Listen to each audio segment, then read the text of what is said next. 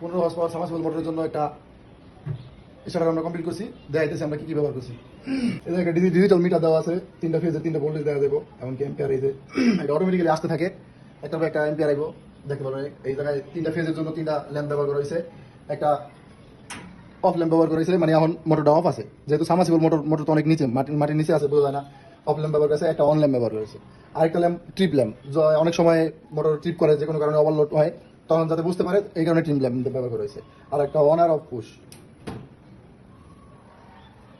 এদিকে আমরা একটা মেন সার্কিট ব্রেকার দিছি 63 এম্পিয়ার। এরপরে আমাদের 3টা সিটি আছে, সিটি এই ডিজিটাল মিটারের জন্য।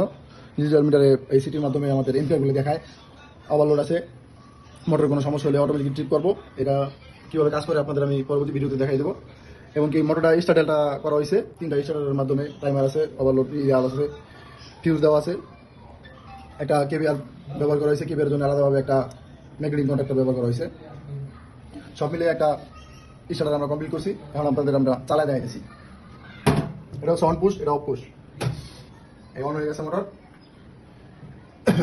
এম্পিয়ার নিতেছে, এই যে দেখেন 15.9 এম্পিয়ার। ভোল্ট আছে, একটা এক ফেজে আছে 440 ভোল্ট, আরেকটা আছে 300 এম্পিয়ার আছে, 23 এম্পিয়ার নিতেছে, 23.0 আছে।